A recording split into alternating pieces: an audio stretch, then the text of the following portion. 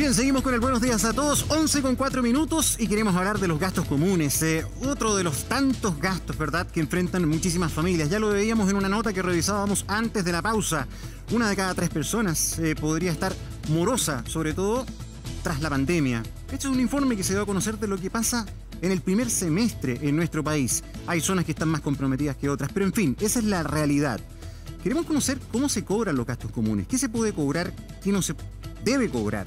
¿Qué debemos exigir? ¿Cuánta transparencia podemos pedir en estas planillas, ¿no?, que nos llegan a fin de mes?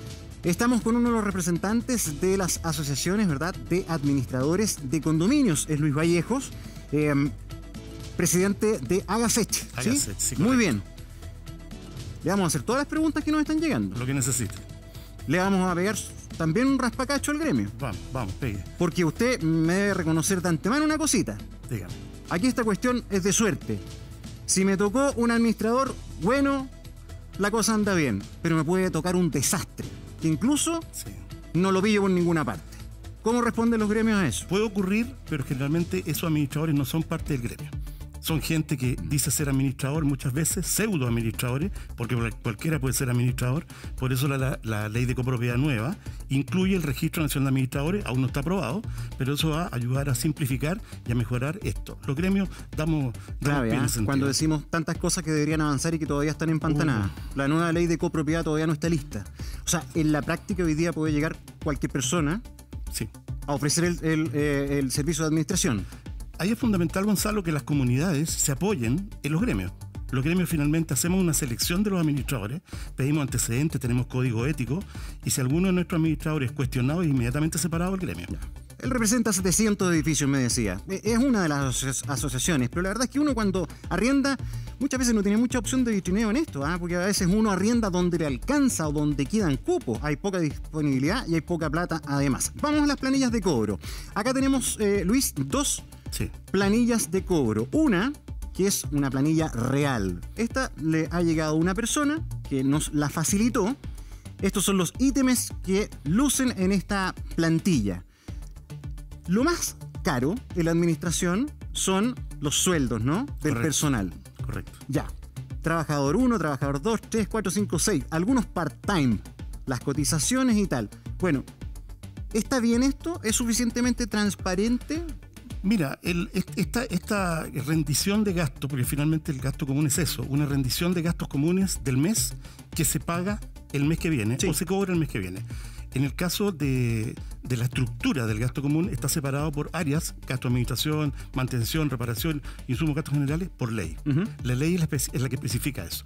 Cuando revisé esta planilla, la primera vez que la vi, me di cuenta que le faltaba algo muy importante. ¿Qué le falta a esta planilla? El fondo de reserva. ¿Qué es lo que es el fondo de reserva? El fondo de reserva es un fondo definido por ley para ser gastado en certificación de ascensores, certificación de gas y gastos comunes extraordinarios. Sí. Es como una caja chica que tiene la administración. Sí, aquí quiero ser un poquito enfático. Si viene una persona en bicicleta y rompe una mampara, el administrador, por seguridad, la ley lo obliga a tomar precauciones. Tiene que sacar plata del fondo de reserva, reparar la mampara y cobrarla de vuelta. Ya, pero ese fondo de reserva se tiene que publicar. Tienes que cobrarlo todos los meses y llevarlo separado para cuando se hace la rendición de cuentas mostrar un consolidado. Ya, porque Luis, si te pones un poco más allá, por favor, vemos esta planilla que es como la ideal, ¿no? Esta es la que cumple los requisitos. Y aquí sí está el fondo de reserva que está acá. Al final, siempre. Fondo de reserva, 472.000 pesos. Se aplica sobre la sumatoria de todos los ítems del mes. Ok.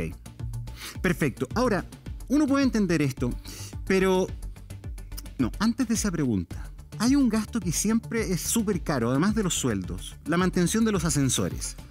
Sí.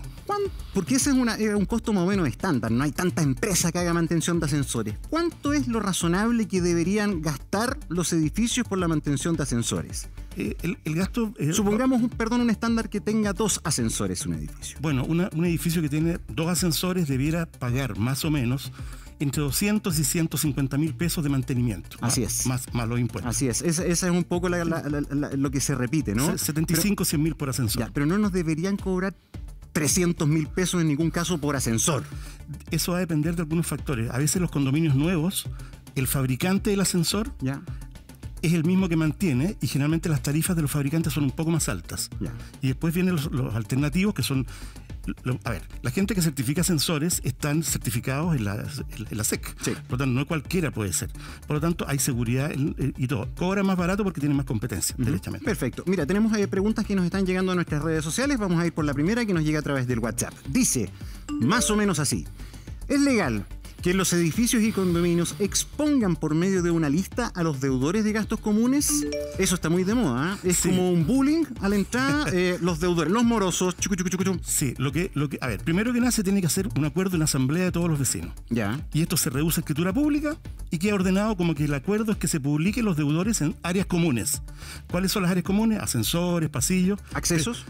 Sí, claro. Pero no puedes publicar el nombre, solo el número de la unidad y lo que debe, y puedes publicar, si tú quieres, los meses que debe. Ya. También. Y la última vez que pagó. Esa información sí se puede publicar. Otra pregunta que es bien interesante, que tiene relación a lo que ya conversábamos en la previa con Luis Vallejo, representante de uno de los gremios, ¿verdad?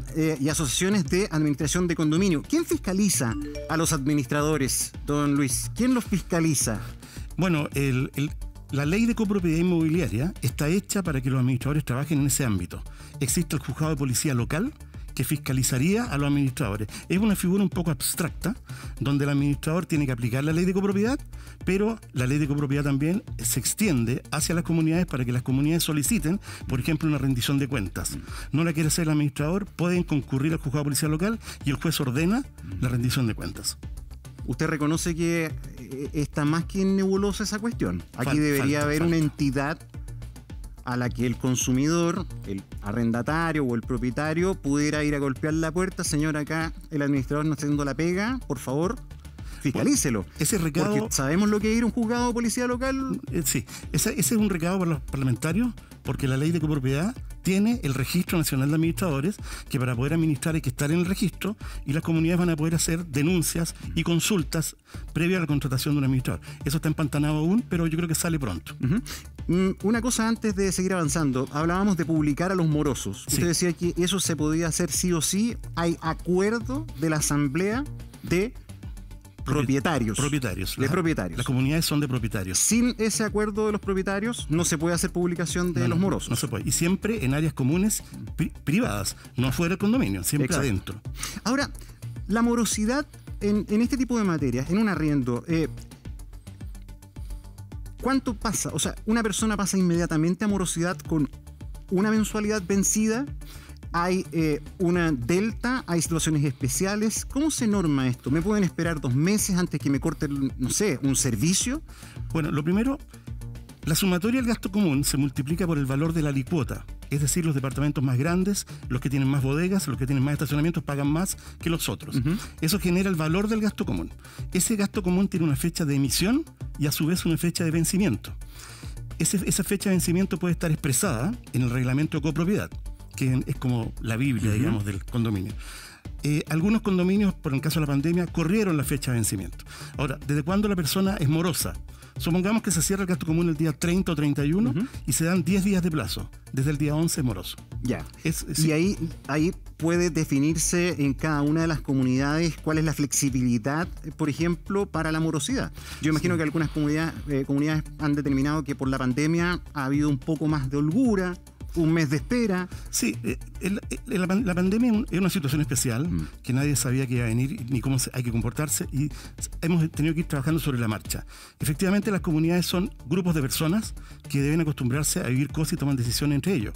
Bajo esas lógicas, la recomendación del administrador independiente es que el dinero debe estar en la cuenta corriente y no por cobrar. Por lo tanto, mientras menos holgura generamos, menos morosidad generamos, porque partimos hablando de la morosidad. Entonces, bajo esa lógica, las finanzas del condominio deben estar siempre ordenadas y sanas. Esa es la labor del administrador. Obvio. Perdón, a propósito de la sanidad y de la transparencia y que la cosa ande bien, como habitantes nosotros debemos exigir que todos estos gastos estén en una cuenta distinta a la de la persona que administra, es decir, generar una cuenta corriente del edificio, no del administrador, no una cuenta personal. No, el administrador bajo ningún punto de vista tiene que manejar los fondos de la comunidad, nunca. Ahora, La ley de copropiedad es clara en ese sentido. Indica que debe abrir una cuenta corriente o de ahorro o chequera electrónica, algo así, para manejar el dinero de la comunidad. Ahora, tenemos un problema siempre con los bancos, que nos demoran mucho en la apertura. Entonces, cuando el edificio es nuevo, no hay cuenta corriente, y ahí muchas veces el administrador tiene que prestar su cuenta hasta que logra abrir la otra. Por eso es importante que los administradores sean gente que sepa la pega, ¿no? Luis, finalmente, otra de las preguntas que nos ha llegado. Donde yo vivo cobran un gasto común adicional a los que tenemos estacionamiento. ¿Es legal eso? ¿Que haya cobro diferenciado a los que tienen estacionamiento y a los que no tienen? Los estacionamientos son privados y pueden haber, obviamente, de visitas. Las normas indican el mínimo. Ahora, si aparte de eso la comunidad tiene estacionamientos que son propios de la comunidad y llegaron a un acuerdo en asamblea, sí pueden hacerlo. Pero si son estacionamientos de visita, no. Sí se puede establecer que el uso de los estacionamientos de visita tiene un tope horario y que al sobrepasar ese tope horario se cobra un valor de multa. Las multas deben estar en el reglamento de copropiedad si no son ilegales. La Biblia del condominio, el reglamento de copropiedad. Luis Vallejo, gracias por venir, gracias por estos tips y estos elementos que nos permiten entender más el tema de los gastos comunes. Mari.